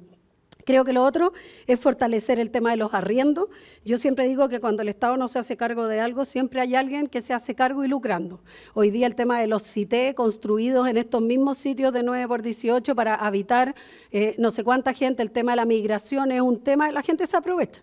Y está desregulado, por supuesto que si yo tuviera que fiscalizar tendría que votar abajo toda una población completa, y eso significa entonces que está desregulado. Y por último, creo que el tema de la especulación de los terrenos también hace que las políticas de vivienda, y ahí el tema de banco de suelo es fundamental, porque a la medida que suben los subsidios, los propietarios suben los precios de los terrenos. Entonces yo digo que es al revés, el Estado tiene que comprar terreno, tiene que buscar, y después el Estado ser el que le vende a los comités para desarrollar el proyecto. Y eso debiera ser una política mucho más viable, creo, en el tiempo, y lo mismo salir a comprar terrenos donde van a haber futuras líneas de metro, donde van a haber, o sea, que el Estado se asegurara terrenos en lugares bien ubicados para poder desarrollar iniciativas de vivienda en esa materia. Eso creo que son los desafíos. Muchas gracias.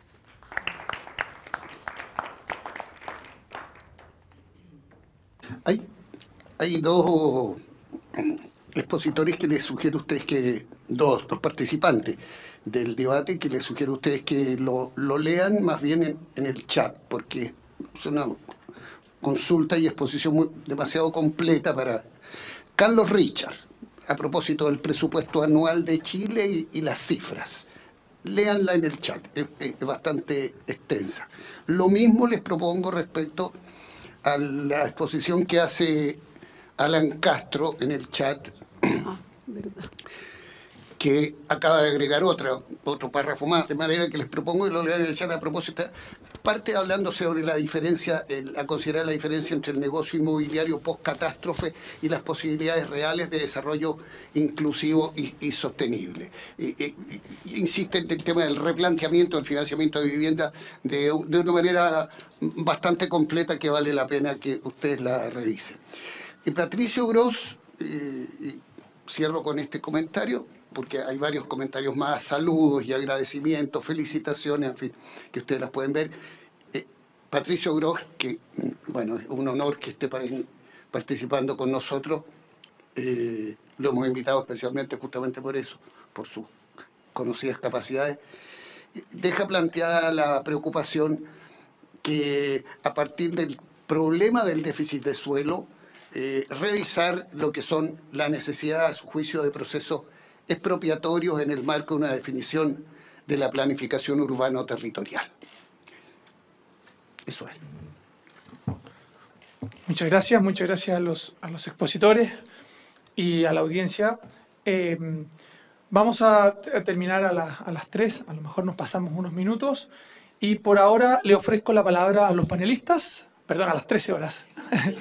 Discúlpenme. Es que está muy interesante. Estamos entusiasmados. Le ofrezco la palabra, por favor, para que tenga una conversación entre ustedes. Adelante y ocupen los micrófonos del salón.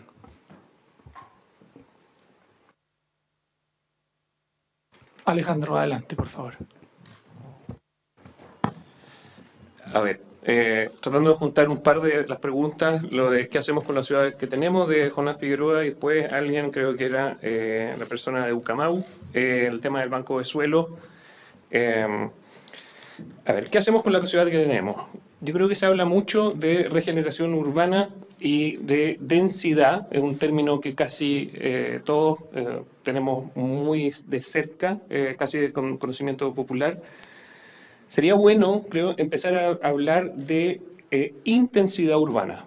Para mejorar la ciudad que tenemos, lo que tenemos que poder mejorar no es su densidad, sino su intensidad. Y la intensidad está asociada a ese nivel de equipamiento, servicios, los accesos a estas oportunidades de las que hablaba antes.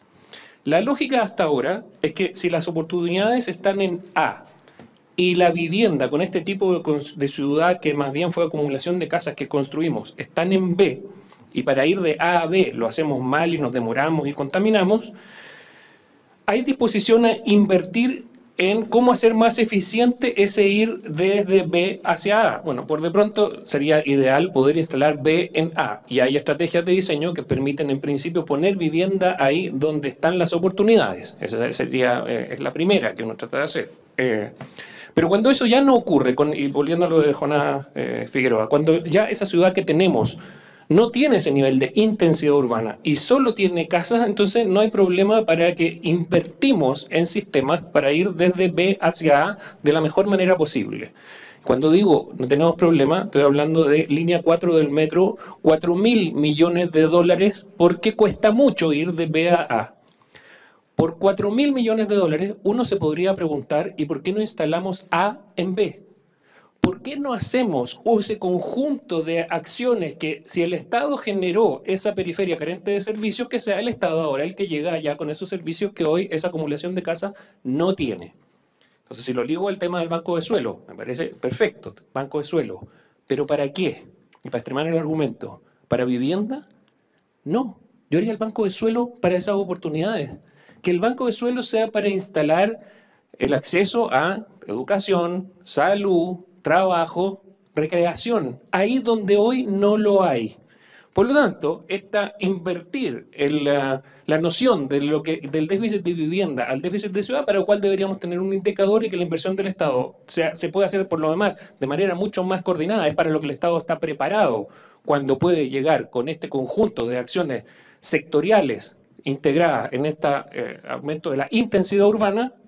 Entonces uno dice, bueno, ¿y de dónde sacamos el suelo para vivienda? Porque todavía está pendiente. Bueno, una posibilidad sería volver o entender que ese suelo hoy está repartido en millones de propietarios.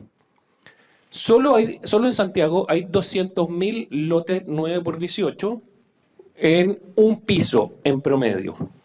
En estos proyectos de microcondominio, hay del orden de 200 metros cuadrados arriba de los techos de las propias personas que están atomizados en millones de propietarios. Son ellos los que podrían beneficiarse de este acceso al suelo en vez de los grandes tenedores de suelo, y esa sería una operación que va a requerir, por un lado, alta tecnología constructiva e ingeniería social, pero ahí, solo en Santiago, hay 4.000 hectáreas sobre los techos de esos propietarios que ya tienen esa vivienda y que hoy lo hacen muy mal. Si eso lo canalizáramos, bueno, ahí tenemos una oportunidad de nuevo de ir a beneficiar a quienes ya son dueños del suelo, pero lo que tienen arriba del suelo vale bastante poco. Bueno, ahí le podemos meter esa reingeniería que en general lo hacemos con tecnología para otras cosas, para autopistas, para metro, etc. Entonces, por último, ¿esto implica reseteo? Que era un comentario de... Probablemente sí. Y yo creo que de las cosas que aprendimos en terremoto fue que, por muy cliché que sea, estos desastres naturales, y en este caso los desastres sociales que estamos padeciendo hoy en día, son una oportunidad para hacer cosas que en circunstancias normales nunca habríamos podido pensar. Cuando una ciudad está destruida por un terremoto, uno puede cambiar cosas que los ritmos propios de las ciudades, que una de las dificultades que tiene es que sus cambios significativos ocurren en plazos, volviendo al tema de la política, muy superiores a los tiempos políticos, y el problema de la continuidad es un gran tema. Bueno, cuando tenemos una crisis del nivel de la que tenemos, bueno, podríamos efectivamente preguntarnos si hay cosas que en circunstancias normales no habríamos podido hacer nunca, y probablemente desde ese punto de vista, sí, esto requiere un reseteo, lo que decía Sebastián, este propósito común. Aquí hay una posibilidad de tener una nueva épica a propósito de la magnitud del desafío de ciudad que tenemos. Muchas gracias. Carlos Araya, por favor. Más o menos como va a seguir el orden. Bueno, yo pensé que iba a ser el vivendista y fuimos todos bien vivendistas. Que esté bien, yo creo que también hay un tema ahí, yo creo que... le agradezco a Alan, y le estaba escribiendo a que mandara el chat que dijo Patricio, que estaba interesante, a ver si nos pueden compartir de nuevo, que nosotros no lo vemos. Así, ¿no? Si lo pudiéramos compartir después, o se pudiera guardar, grabar, no sé, yo creo, entiendo que se puede sacar de ahí.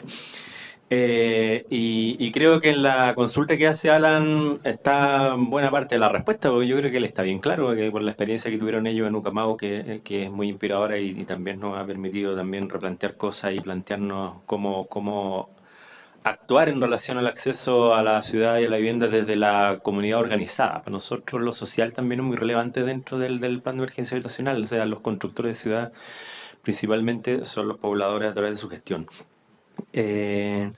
Y ciertamente hay un desafío ahí en cómo construir un banco de suelo público para vivienda, equipamiento, y lo que se requiera en el objetivo de avanzar hacia la realización de los derechos a la vivienda de la ciudad. Creo que es relevante constituirlo con formalidad y con procesos claros y transparentes y objetivos claros y transparentes también.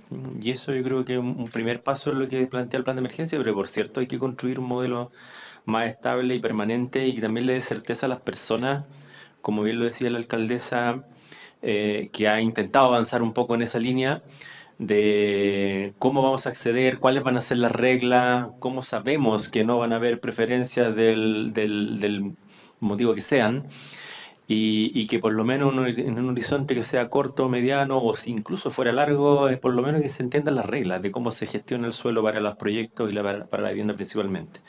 Creo que eso hay que regularlo, es una tarea que nosotros queremos tomar y por cierto la vamos a construir con los pobladores probablemente. Porque hay dos fuerzas de generación del suelo o de generación del suelo para proyectos de vivienda. Una es la que los propios pobladores desarrollan en su actuar, principalmente con los dirigentes, y otra es la que va desarrollando el Estado, y deben conversar. Yo creo que también ahí de repente a veces hay un falso debate o una falsa disputa entre que o es el Estado o son los pobladores, sino que también puede haber ahí una coordinación perfecta en las demandas, la presencia de las personas en las decisiones sobre la gestión de la vivienda y la ciudad y lo que puede hacer el Estado. En lo segundo, a propósito de que nombran al profesor Figueroa, él escribió hace algunos años un artículo que a mí me llamó mucho la atención y que el título era muy sugerente, que era si había escasez de suelo o de ideas. Esa frase simplemente es un gatillante potente, y creo que y ahí particularmente recojo un poco lo que aquí ha surgido ya en varias exposiciones, los pequeños condominios y las oportunidades que hay en las poblaciones 9x18. Y en ese sentido nosotros hemos sido muy activos, particularmente desde el año 2014, en entender que también hay que pensar de otro modo, no solo en que hay que comprar un terreno, hacer una licitación, un proyecto, llevar servicios, sino que efectivamente hay mucho suelo en poder de las personas que además tienen el problema de acceso a la vivienda. Y esto lo digo particularmente porque cuando nosotros iniciamos en el año 2007 el primer proyecto de pequeño condominio en Peñalolén a través del programa del Ministerio, nos tocó ir a visitar a una persona que estaba construyendo la vivienda o reconstruyendo la vivienda muy dañada de su mamá, que era la que había llegado originalmente a la población La Hormida, y la de ella, eran dos núcleos ahí, dos viviendas, en otro hacíamos tres, y la persona nos decía, bueno, me parece una solución fantástica esta, yo no tenía muy idea, el primer piloto, y ella dijo, yo perdí 7 años en un comité buscando terreno y tenía la solución en el patio de la casa. Que se den cuenta las personas de eso yo creo que es muy potente. Y eso, Patricio lo sabe, muchos años lo que se ha tratado de hacer para avanzar en la densificación de predios.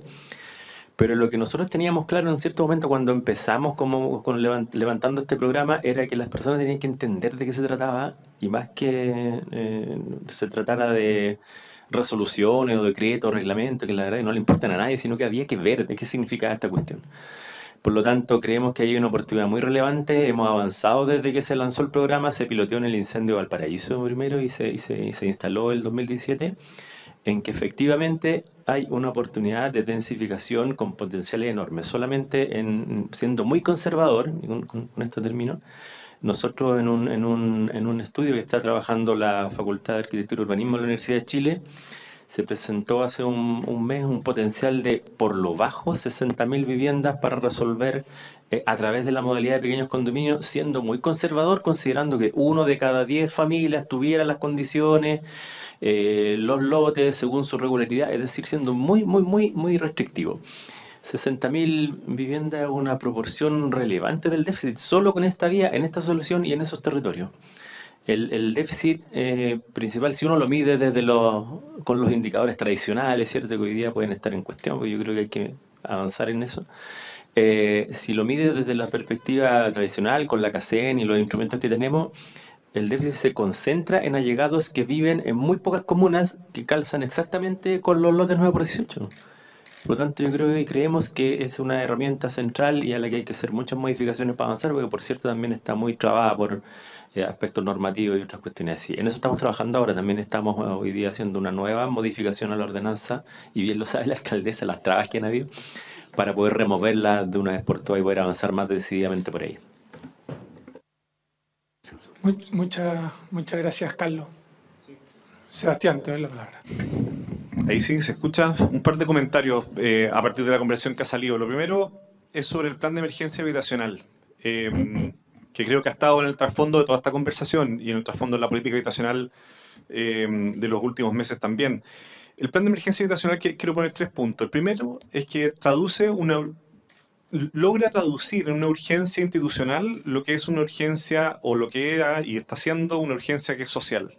Eso me parece que hay que valorarlo, porque se traduce finalmente en la agenda gubernamental constante, en los mensajes tanto simbólicos como también activos. En segundo lugar, pone metas, y eso es importante, pero en tercer lugar, hay ciertos avances cualitativos que son relevantes de mencionar, más allá a veces de lo cuantitativo. El tema pone la centralidad justamente en el suelo, el foco que se le ha dado y el impulso que se le ha dado a la agenda legislativa, por ejemplo, en proyectos que traten de agilizar justamente la producción de vivienda, y sobre todo la diversificación de soluciones. Pero el plan de emergencia habitacional es un plan de emergencia habitacional.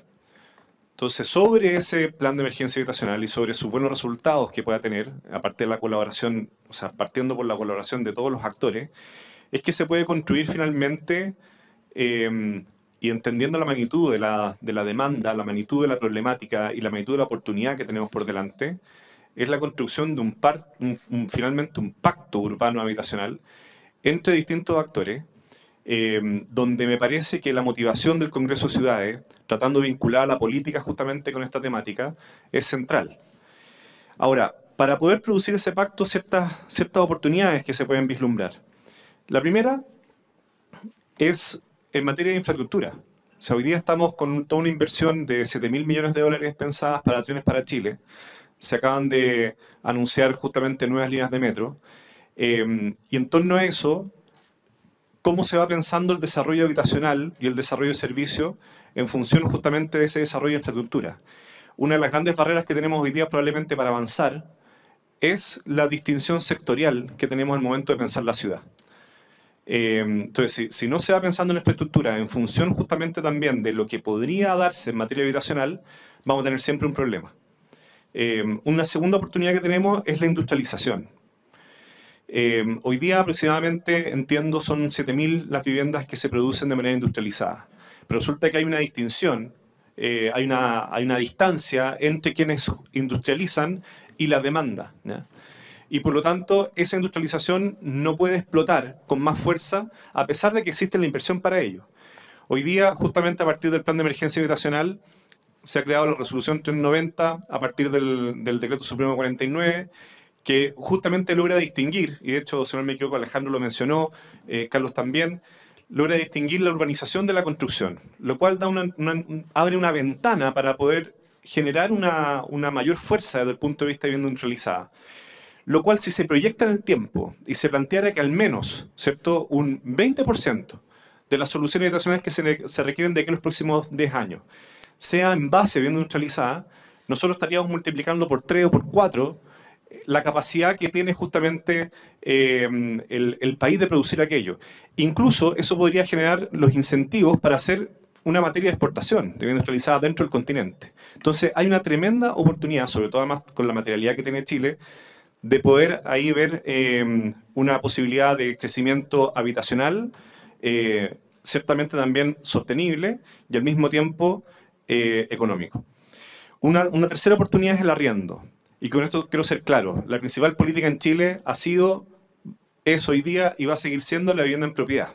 Y me parece que eso ha sido claro, incluso a partir de la última CACEN, cuando vemos el impacto que tiene en los ingresos de los quintiles más bajos, el hecho de tener una vivienda en propiedad tiene que ser la política central, lo cual no significa que todavía hay mucho espacio por crecer en materia de arriendo. Y en materia de arriendo es el gran espacio donde el Estado podría no gastar la misma cantidad de dinero que se requiere para la vivienda en propiedad, para justamente levantar capital privado y producir el arriendo con fines públicos, como lo hacen muchos otros países, ¿cierto? Estados Unidos, Holanda, Inglaterra, España, entre otros. Por lo tanto, crear una política que logre escalar las soluciones de arriendo público o arriendo asequible en base a alianzas pública-privadas, pensando justamente en 200.000, 300.000 familias que hoy día podrían acceder a esa política, ya sea transitoria o de manera definitiva, nos parece que es una tremenda oportunidad para levantar también capital privado. Y por último, tal como han mencionado anteriormente, hoy día hay una unidad de gestión de suelo, pero la principal herramienta que tiene el Estado, la organización, los aparatos del Estado para producir suelo es la planificación. Y con esto quiero, de alguna manera, dar a entender que detrás de la planificación no es únicamente un plano, no son solamente regulaciones, no son solamente incentivos. La planificación implica proyectarse, implica pensarse justamente en un futuro común. Y tal vez eso es lo que hoy día nos está faltando muchas veces. Planificar implica tener propósitos comunes, soñar como comunidad en un futuro que va a ser en conjunto. Y al menos en mi experiencia, trabajando en comités de vivienda, trabajando con comunidades, pocas cosas tienen la eficacia que tiene desde el punto de vista de crear comunidad, de crear cohesión, que cuando se está pensando una vivienda en conjunto. Al respecto, tenemos que interpelar a la política habitacional actual en tanto sea capaz de producir justamente ese sentido de comunidad, pensar en base a un propósito común que no sea algo solamente etéreo, sino que sea algo concreto, como es la vivienda, como es el barrio. La planificación tiene esa capacidad. Si planificamos estas 15 áreas urbanas, estas 15 ciudades, donde hoy día se concentra la demanda, probablemente estaremos también proyectando un futuro común como país. Eso. Muchas gracias, Sebastián. ¿Queremos hacer algunos comentarios de la audiencia? Micrófono. Solo dejar colocada la interpelación que hay a la política de manera precisa, que hace Jorge Cisterna. Dice, ¿qué pasó con la Política Nacional de Desarrollo Urbano? ¿Y qué pasó con el Consejo Nacional de Desarrollo Urbano? Naturalmente es una respuesta que le corresponde a la autoridad política, y quiero destacarla por sobre el resto de las que pueden ver ustedes en el chat. Alcaldesa, por favor.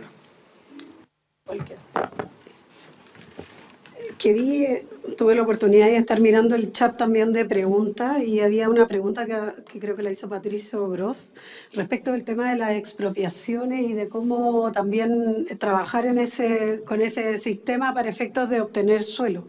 Yo le cuento que en Peñalolén tuvimos esa experiencia a través de los acuerdos expropiatorios, que fue una manera de viabilizar suelo de manera muy rápida, porque eran suelos que el Ministerio de Vivienda tenía que cambiar el uso de suelo, pero una vez que fueran propios. Y por lo tanto lo que se hizo fue gestionar el acuerdo expropiatorio para que fuera un mecanismo sobre el cual después el Serviu, ya propietario del terreno, pudiese cambiarle el uso del suelo. Con eso viabilizamos varios terrenos que tenían la dificultad, digamos, y pudimos acelerar un proceso que era muy lento. Entonces yo lo miraría como una fórmula que puede resolver varios problemas, digamos, de agilización de suelo. Y ahí quiero también instalar el tema del rol de los privados. También habían algunas preguntas por ahí, pero creo que hoy día mirar la ciudad y el desarrollo urbano y de alguna manera la legítima, digamos, que tienen muchos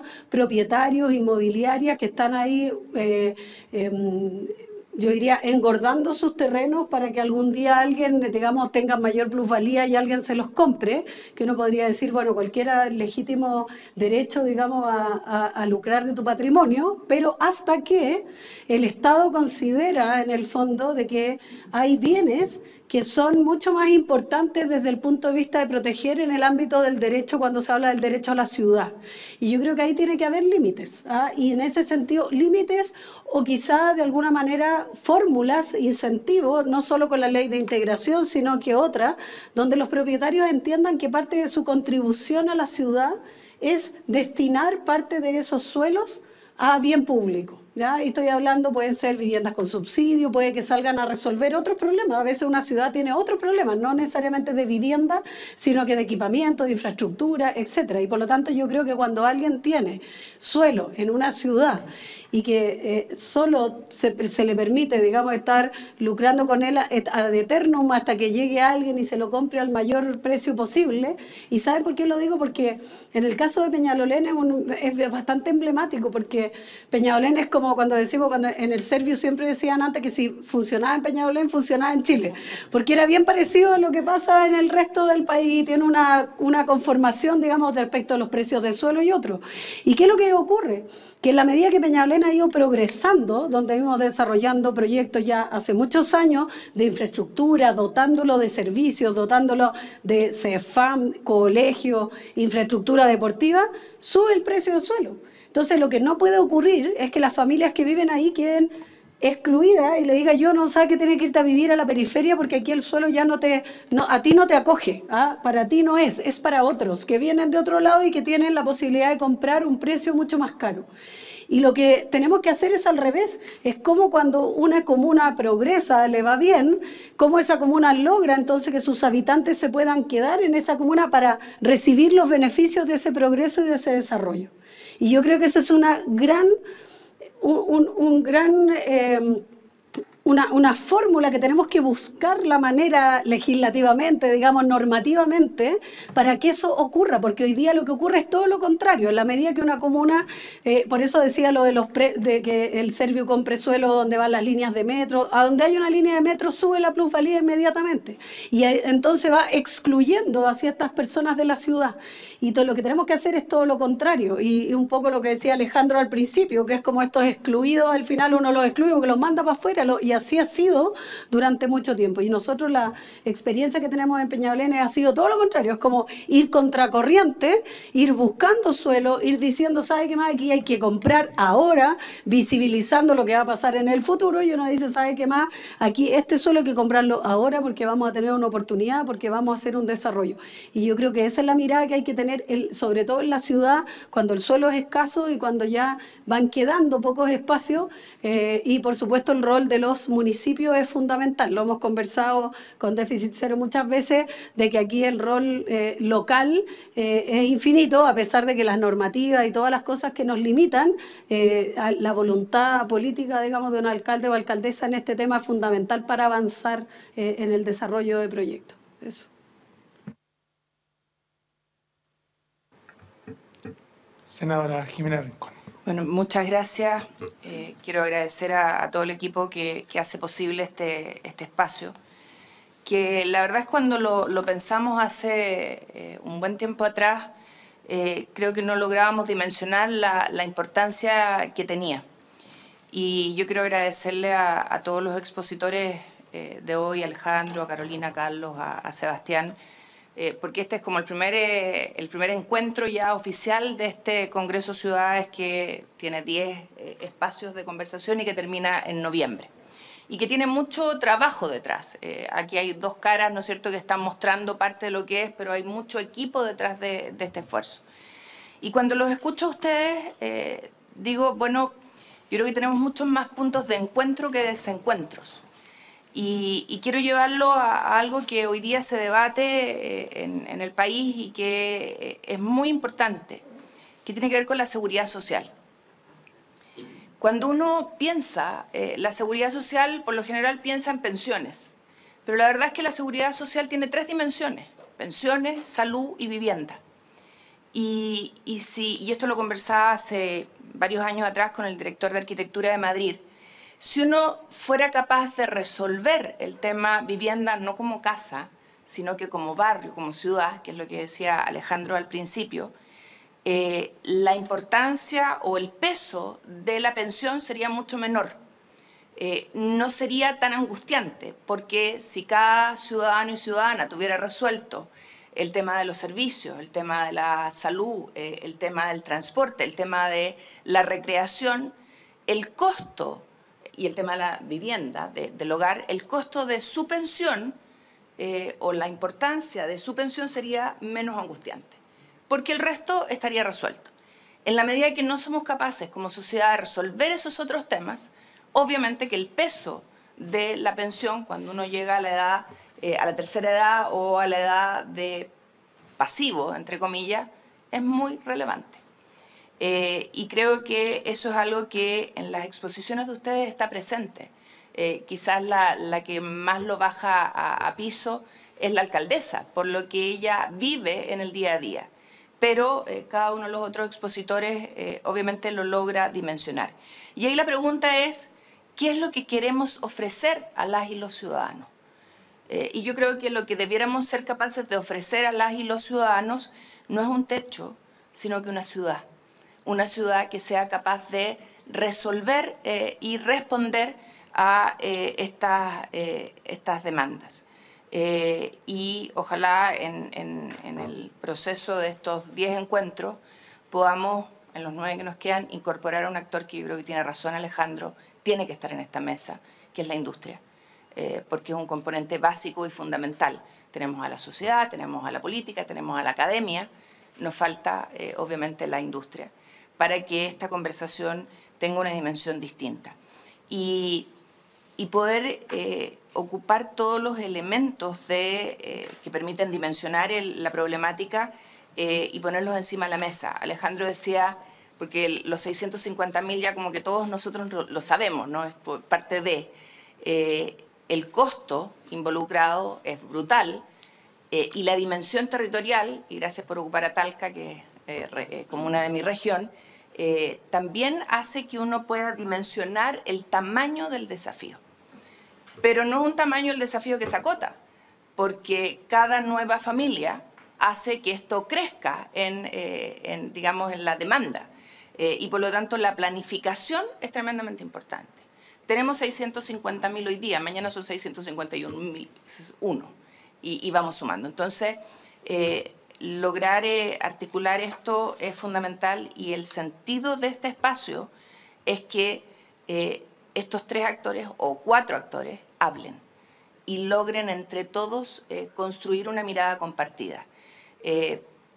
Porque al final del día, y esa es una convicción mía completa, en educación, en salud, en pensiones, en vivienda, la verdad es que debiéramos ser capaces de construir miradas de Estado y no miradas ideologizadas, porque si las llevamos a la trinchera propia de cada uno de nosotros no vamos a avanzar. Y yo creo que ese es el espacio que queremos generar en este Congreso Ciudades, donde todos, con nuestras distintas sensibilidades, seamos capaces de ponernos de acuerdo. Muchas gracias. Muchas gracias. Antes de cerrar, quisiera agradecer la presencia de Luis Valenzuela, Centro Territorial de la Universidad Adolfo Ibáñez, Catalina Picón, Fundación Cerro Islas, que se retiró, por supuesto a Slaven Rasmilic, de la Asociación de Desarrolladores Inmobiliarios, tan nombrado, Elizabeth Joan McDonalds, Premio Nacional de Urbanismo, Angélica Figueroa, Programa de Barrios, Patricio Germán, Defendamos la Ciudad, y Alberto Gurovich, de la Universidad de Chile. Muchas gracias a todos por su participación. No me quedó nadie. Y los dejo invitados el próximo jueves 24 a las 11 horas. Aquí en Congreso Ciudades expondrán don Claudio Rego, gobernador de la región metropolitana, doña senadora Claudio Pascual, miembro de la Comisión de Vivienda y Urbanismo del Senado, don Luis Eduardo Brechani, decano de la Facultad de Arquitectura de la Universidad Católica, y el director ejecutivo de Paz Ciudadana, don Daniel Johnson. Muchas gracias a todos. Nos vemos el próximo jueves.